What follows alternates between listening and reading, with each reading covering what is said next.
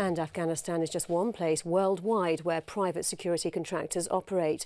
Despite the current economic climate, the industry is thriving. It's also an obvious choice for ex-service personnel trying to make the difficult transition to Civvy Street. But there's little regulation, the job is often dangerous and the salaries aren't what they used to be. So, is it still an attractive option?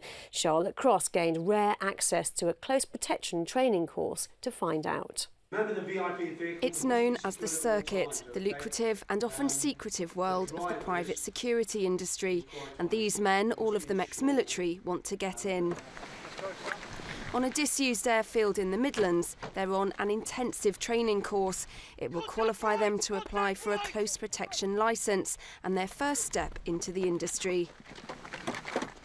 In the last 10 years, the world of private security has seen rapid growth, a boom created by the war in Iraq and sustained by the conflict in Afghanistan.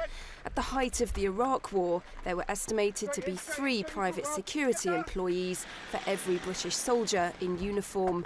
They've become critical to the success of conventional military operations, and courses like this one are fully booked. Close protection is just one aspect of the job. Once they're qualified, these operators could be protecting anyone from celebrities in the UK to VIPs or even journalists in hostile environments like Afghanistan. Contact front! Contact front!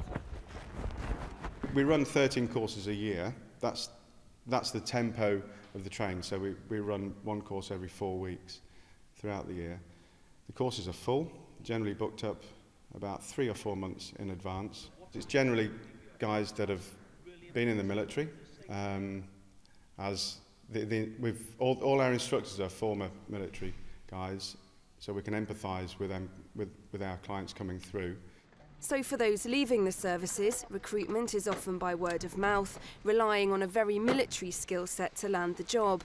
It feels like a familiar world. In a nutshell, I think it's what we know, it's what we do. We're used to being away, we've worked in that environment, so to try and hold a job in Civvy Street could, be quite difficult, whereas this, we know what it's about. But that familiarity could be deceptive.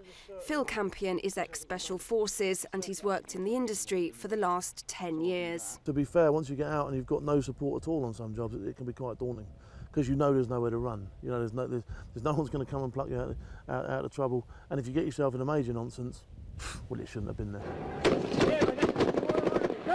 YouTube is full of clips illustrating the risks of working in the industry. Despite the dangers, the way private security companies are regulated is sketchy. Many companies have also now signed up to a system of self-policing, an international code of conduct. But out in the field, the rules can be less than straightforward, and private contractors occupy a legal grey area. The existing legal regime is really a quilt. It's a patchwork system of different laws, both national and international, that don't always work together, but do have some effect. It's very, very difficult, sometimes to know where the law is whatsoever. But that means that you've got to be even tighter on guard yourself because, you get it wrong in some of these countries and you're going to end up with a very long jail sentence in somewhere that isn't going to be very hospitable for too long. That's exactly what happened to former RMP officer Bill Shaw. While working in Kabul, he was jailed by an Afghan court on bribery charges. After much campaigning, he was eventually released. Former soldier Danny Fitzsimmons wasn't so lucky. He's serving a life sentence in an Iraqi prison for killing 2 of his colleagues while working in Baghdad.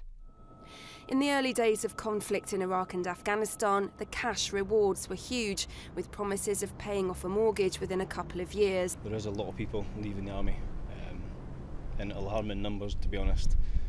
And I think it's just the prospect of, it's not much of a change of scenery, a different lifestyle, but the money's better, so that's a major turning point for a lot of people. These days, the financial rewards are still attractive, but they're not what they were. Yeah, it can be good money, and yes, you can, but you have to work for that money. You get that money for being away for long periods of time. If you want to earn the top end of the year's money, you've got to be away for 9–10 months. Nevertheless, for those looking for a new career, with private security companies seeking specific military skills, there is plenty of work out there, and not all of it at the high-risk, high-reward end of the scale. I would encourage anybody getting into the security industry, they should look as widely as possible at the market, and that includes the domestic, the UK and European market, and that is very strong. It's very, very busy, particularly in the UK with the Olympics just around the corner, really. British government contracts worth a record £29 million were awarded to UK private security firms operating in Afghanistan in 2010 alone. At a time of reduced defence spending, it remains a cheap and flexible way to support military operations. This is an industry which looks set to keep on growing. Charlotte Cross, Forces News, Pershore.